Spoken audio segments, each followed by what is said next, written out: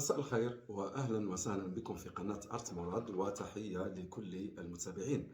مرة أخرى نقف عند هرطقة من هرطقات النظام الجزائري. مؤخرا رئيس حزب تجمع السلم الجزائري عبد القادر بن قرينة تهجم على المغرب، يعني كعادة رؤساء الأحزاب وكعادة يعني المسؤولين في الحكومة الجزائرية. وقال يعني تهجم على النظام المغربي، وقال بأنه يشن حربا قذرة، حرب ديال المخدرات كيقصد. وكيقول أن النظام المغربي نظام المخزن يعني يستهدف زعزعة أمن واستقرار الجزائر. إذا هاد التصريحات ديال رئيس حزب تجمع السلم، وفي نفس الوقت كيقول بأن يعني المشكل مع النظام ماشي مع الشعب المغربي يحبنا ونحبه. بغيت نسول هاد بن قرينة هذا، أين هذا الحب هذا؟ واش هذا الحب هل تجلى في قطع الغاز ديال الجزائر، قطع الغاز على المغرب؟ وفي نفس الوقت كتقول الشعب الاسباني نحن ملتزمون، يعني ملتزمون يعني بتزويد الشعب الاسباني بالغاز، والشعب المغربي لا.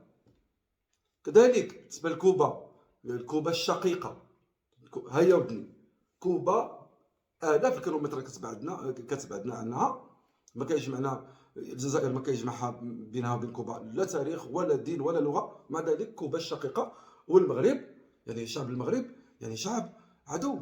لأن هذا هو اللي كيبان. واش هذا الحب اللي كيتكلم عليه بن قرينة، واش هو اللي خلاهم يقطعوا الغاز على المغرب، يعطيو اسبانيا، يعطيو الشعب الاسباني المستعمر السابق ويقطعوا الغاز على المغرب؟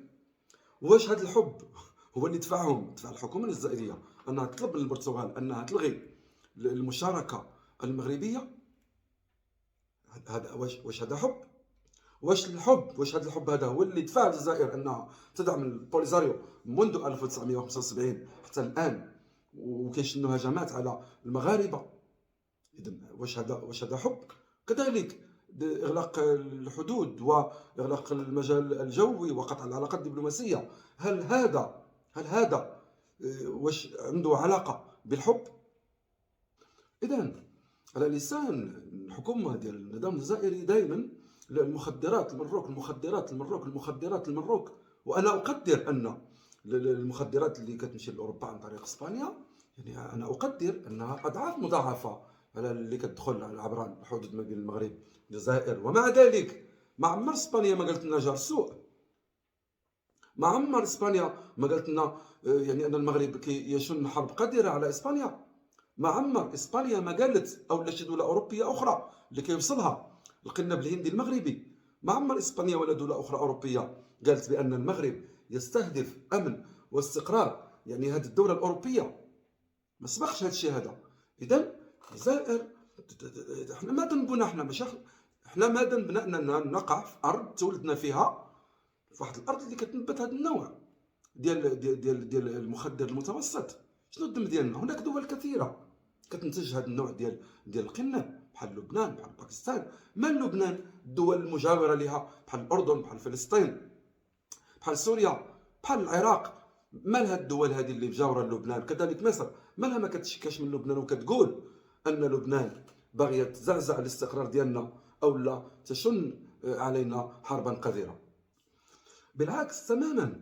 النظام العسكري الجزائري يعني كيتظاهر بأنه ضد المخدرات وأنه كذا وكذا، هو المتورط الأول في تجارة المخدرات، بدليل هذه الصفقة اللي ألقي القبض، يعني تقبضات في إسبانيا 322 كيلوغرام من المخدر القوي كوكايين.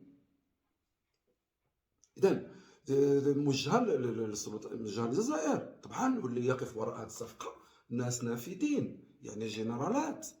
وهذا معروف أن الجنرالات في الجزائر كيتحكموا في هذه الأمور، يتحكموا في تجارة المخدرات، يتحكموا في تهريب البشر، الحريق إلى أوروبا، ويتحكموا في أمور أخرى. إذا الرد ديال الجزائر أن يعني قالت أن هاد الكمية ديال الكوكايين اللي تقبضات في اسبانيا يعني بتدبير من المخزن واسبانيا، تدبير يعني ضد المواقف ديال الجزائر. واخا هذا ضد المخزن دارو، ايوا، وال 700 كيلوغرام ديال 2018 اللي تورط فيها الابن ديال الرئيس الجزائري. هذه واش حتى هي من تدبير اسبانيا ومن تدبير المخزن؟ اذا الحقيقه ان النظام الجزائري هو المتورط الاول في تجاره المخدرات، ماشي غير تجاره المخدرات، نزيدوا عليها تهريب البشر، نزيدوا عليها تجاره السلاح.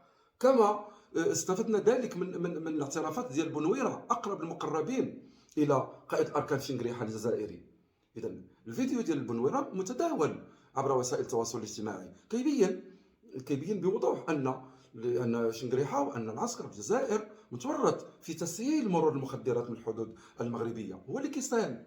وبنويره ذكر التفاصيل كيف ان يوضع التبن وتعطل كاميرا المراقبه، يعني حتى تدخل الكميات ديال القنب الهندي الى الجزائر، بالاضافه الى تورط شنقريحه وتورط الجيش في تهريب السلاح، وكذلك في تهريب البشر او الاتجار بالبشر.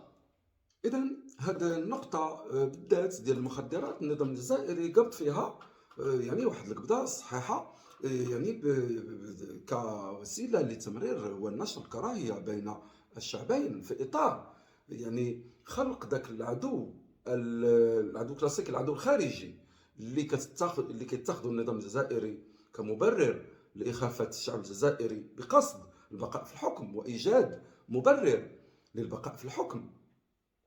نعم، إذا هذه النقطة قابضين فيها بزاف، وكيقول بن قرينة أن الحرب قادرة ما قادرة. إذا لماذا إسبانيا ما تقولش على المغرب أنه يستهدف حرب قادرة ضد إسبانيا، مع أن الكميات المخدرات أنا أقدر أنها أكثر بأضعاف مضاعفة اللي كتمشي لأوروبا عبر إسبانيا بالمقارنة مع اللي كتمشي للجزائر عبر الحدود المغربية الجزائرية؟ علاش إسبانيا ما تقولش علينا أننا نستهدف أمنها واستقرارها؟ إذا وزيد هاد المخدرات اللي كتجي مثلا من المغرب عبر الحدود، شكون اللي كيوزعها؟ واش المغاربه؟ شكون اللي كيبيعها في الداخل الجزائري؟ واش المغاربه؟ طبعا ماشي المغاربه، الجزائريين. اذا الجزائريون متورطون، فضلا عن ان الدوله كلها الحكومه كلها متورطه. والدليل هو هذه الصفقه ديال 322 كيلوغرام ديال كوكايين مؤخرا في اسبانيا، وزيد اللي سبق، وزيد الاعترافات ديال بنويره في تسهيل النظام الحاكم الجزائر لمرور المخدرات عبر الحدود. اذا حدا حدودك، حدا اش من سياده عندك الا انت ما كنتش كتحكم في الحدود وما كنتش كتحكم في الداخل الجزائري؟ واش بغيت المغاربه يحداو لك؟ انت اي فشل كتعرفوا الحكومه الجزائريه الا وكتربطوا بالمخزن بلي هو المتسبب. اذا هذه القضيه ديال المخدرات كيتخذها النظام الجزائري كمبرر، كوسيله لنشر الكراهيه كما اوضحنا. اذا هو المتورط الاول في تجاره المخدرات، بالاضافه الى التجاره في السلاح، بالاضافه الى التجاره بالبشر كما اوضحنا. زايد ملفات سيئه عند النظام الجزائري بحال الاباده الجماعيه. على ذكر الاباده الجماعيه، على اثر هذه السيول الاخيره في الجزائر بانت مقابر جماعيه. هذيك المقابر الجماعيه كيخصها تحقيق، يعني شكون المتسبب فيها. اذا باينه كترجع للفتره ديال الحرب الاهليه ديال التسعينات. اذا بدل هذا النظام هذا الاهبل الاحمق، بدل ما ينتبه ويقر بنيه تحتيه باش هذه السيول هذه بينات الضعف ديال الدوله. مدن كثيره في الجزائر جرفتها السيول، كانت خسائر ماديه معتبره. اذا بدل هذا النظام يعني العسكري الاحمق، بدل ما ينتبه لاقرار تنميه شامله في البلاد، اول حاجه البنيه التحتيه، مازال محتفظين يعني بالبنيه التحتيه الفرنسيه. اذا شنو دارت الجزائر منذ خروج فرنسا منها؟ اين البنيه التحتيه؟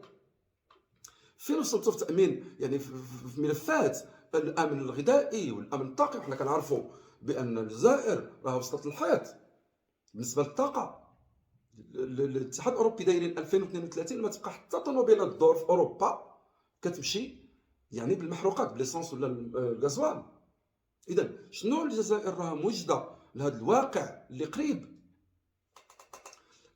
زيد بدل ما الجزائر النظام الجزائري بدل ما يتوجه نحو هذه الملفات ديال التنميه الداخليه، كيتوجه لشراء الخرده من روسيا، دبابات ناقله الجنود بالملايير. ودابا ما بقات صراحه هذيك الدبابات ديالنا الحرب، مفهوم الحرب تبدل، ولات الان ما يعرف يعني بالتدابير السبرانيه. ولات الحرب الالكترونيه، اذا داك الخرده اللي بالمليارات ديال شنو غادير بها؟ شنو غيتولد لك؟ والنظام مقبل على انفاق المزيد 20 مليار دولار في هذه الزياره اللي مزمع يديرها الرئيس الجزائري الى روسيا. هذيك 20 مليار دولار شنو غادي تولد لك؟ بالعكس خصك تخسر عليها 20 مليار اخرى، التكاليف ديال الصيانه، التكاليف ديال التعويضات ديال التقنيين وديال الخبراء العسكريين الروس اللي غادي يقابلوا هذيك الاسلحه اللي غادي تشريها الجزائر واللي كتشريها الجزائر. اذا بدل هذاك الخرده ديال روسيا، بدل ما تجيب لك يعني الربح، غادي تخسر عليها اكثر مما يعني المال اللي شريته. اذا الحقيقه النظام الجزائري ماشي بواحد الاتجاه يعني منقط ومعاكس للتنميه. انتم معولين على الجانب العسكري، واش الجانب العسكري غادي يولد لك الاستثمار؟ بالعكس الجانب العسكري ملي كتكون البلاد ملغمه يعني بالحكم العسكري وبتدابير يعني سياسيه ودبلوماسيه لا علاقه لها بالمعقوليه، فهاد الحاله هذه كتهرب عليها الاستثمارات. ما كاينش شي دوله ولا شي شركه تجي تحط المليارات وهي عارفه بانها ما عندها حتى شي ضمانه بانها غادي ترجع العوائد والارباح، لان البلاد ما مستقراش، لان البلاد ما فيهاش يعني مناخ اعمال خصب، كلها عسكره وكلها يعني الحديث عن الارهاب وكذا، وتدابير سياسيه حمقاء اللي تهرب للشركات والدول التي تريد الاستثمار في الجزائر. والى اللقاء في الفيديو القادم، وشكرا على المتابعه.